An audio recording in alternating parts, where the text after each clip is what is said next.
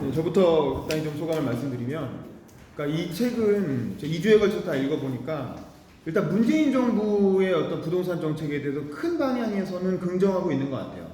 그래서 가급적 정부에 너무 맞서지 말고 따라라, 집을 팔아라 이런 얘기를 하고 있는 거죠. 그러니까 실거주 1주택자로 살아라. 가급적 다주택자 하려고 하지 말고, 집 많이 살려고 하지 말고 네가 실제로 사는 집에서 그냥 그거 한 채만 갖고 살아라, 뭐 이런 얘기잖아요. 사실 제가 딱 이 정부의 정책에 맞게 실거주 1주택자로 살고 있는 거죠. 그러니까 이 얘기는 뭐냐면 부동산으로 재테크하지 마라. 부동산으로 재테크하지 말고 집은 그냥 네가 사는 집만 하나 갖고 있고 부동산 집 2개, 3개 사서 그걸로 재테크할 생각 하지 마라. 이런 메시지인 거예요. 그러니까 이 문재인 정부의 기본 정책 노선이 그렇고 이 책에서 얘기하는 것도 그렇게 이해하고 가급적 그거에 맞춰서 살아라라고 얘기하고 있는 거죠.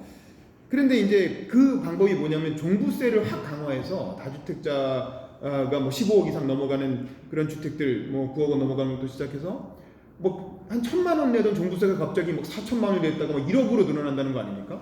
그러면 이건 도저히 일반인들이 감당할 수 있는 수준이 아닌 거고, 그러니까 이게 결국에는 강남 3구를 비롯한 어떤 우리나라 부유층 거기에 집중이 된 거죠. 그러니까 이만기 선배님 저기 계신데 이만기 선배님이 선거에서 이길 수가 없는 거기, 그러니까 그 사람들이 엄청나게 분노해서 분노 투표를 한 거죠. 그래서 사실은 굉장히 훌륭한 후보가 나왔음에도 불구하고 굉장히 어려운 선거를 치를 수밖에 없었던 게 이런 정책의 원인이 있었고, 그래서 아마 이낙연 총리가 이 종부세를 좀 완화해야 된다는 얘기를 하고 계신 걸로 뭐 그렇게 알고 있는데, 뭐 어쨌든 이 정책 의도는 명확하다. 집으로 재테크할 생각하지 마라. 뭐 이런 얘기인 거죠. 근데 이렇게 해놓고 구멍을 만들어 준 거예요.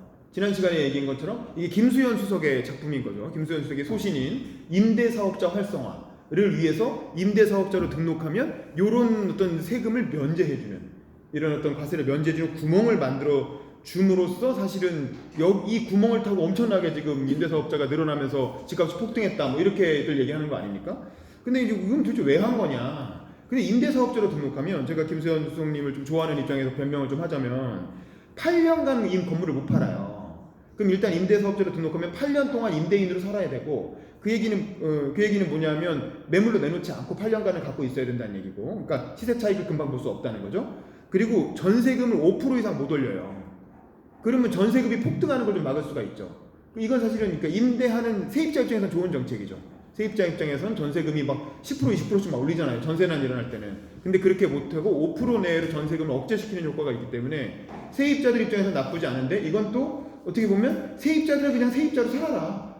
집 살 생각하지 말고 5% 정도씩만 2년마다 올려주면서 세입자로 살아라. 뭐 이런 느낌이 들 수도 있는 거죠. 그래서 아까 지난주에 오셨던 분 중에 한 분은 집 살려고 하는 어떤 자연스러운 욕구를 거스르는 정책이다, 뭐 이렇게도 얘기를 하셨는데, 어쨌든 취지는 또 그럴듯한 뭐 이해할 만한 부분이 있다라는 거죠. 근데 이제 우리나라에 돈 많은 사람들이 워낙 많고 집으로 재테크하는 사람들이 워낙 많기 때문에 이 정책을 받아들이지 못하는 거예요.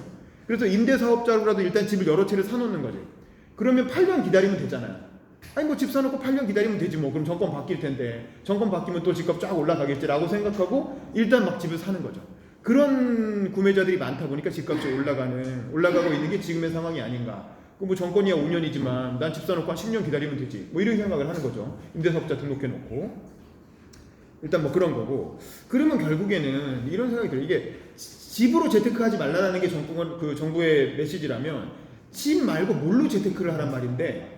라고 이제 물을 수가 있는 거죠. 그럼 이 부동산의 대체 수단으로서의 재테크 수단이 뭐가 있냐면 일단 주식이 있을 수도 있겠죠. 근데 최근에 그 동학개미 운동이라 그래서 코로나 때문에 워낙 주가가 폭락하는 바람에 주식에 들어간 사람들이 돈을 좀 벌었어요.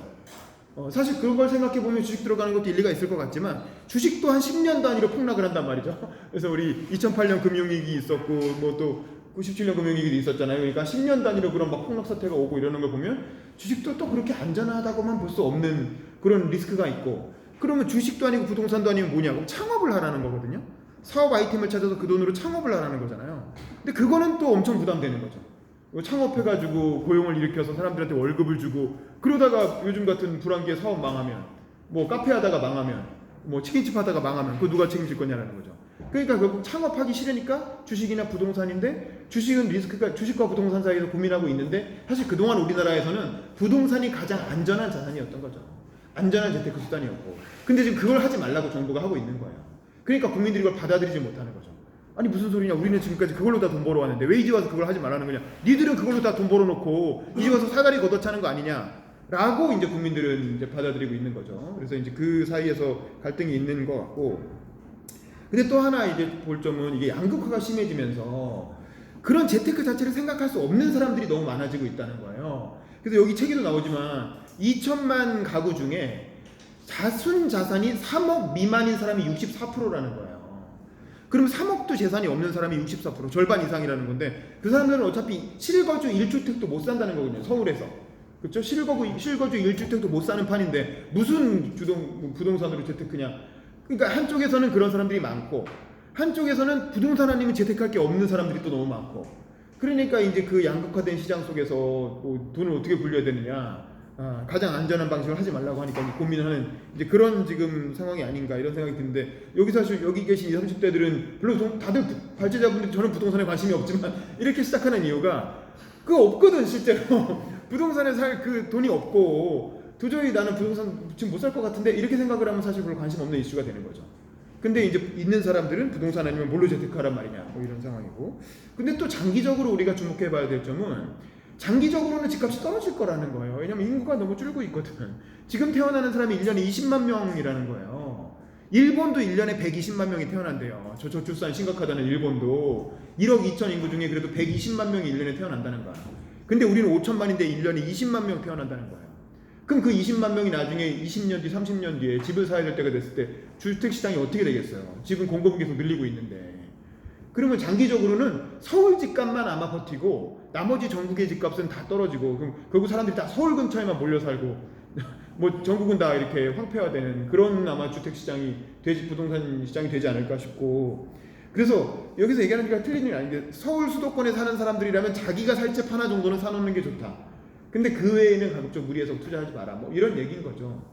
그래서 참 이게 부동산 정책이라는 게 되게 어렵고, 뭐 이렇게 해도 문제가 되고 저렇게 해도 문제가 생기지만, 그래도 어쨌든 지금 상황에서는 그냥 꾸역꾸역 어쨌든 정권은 목적의식을 가지고 하고 있고, 그래서 노영민 비서실장이 얼마 전에 청와대 참모들한테 비서관 이상은 1주택만 남기고 다 팔라고 했다는 거 아닙니까? 그래서 자기도 2주택인데 하나 팔았는데 처음에 반포에 있는 집을 팔았다고 이게 발표가 났다가 나중에 반포 아니고 청주에 있는 집 팔았다고. 왜냐면 노영민 청주가 지역구잖아요. 그래서 충북도지사 나가려고 하는데 근데 청주 집을 팔았다는 거 아닙니까? 반포 집은 안 팔고. 그러니까 자기도 서울 집을 팔기 싫은 거야. 아휴, 그러니까 참 청와대 비서실장부터 그렇게 판단을 하니 뭐 이 정책이 얼마나 먹힐지는 모르겠지만 어쨌든 대략 재밌는 그런 상황이다 라는 생각이 들었습니다. 이상입니다.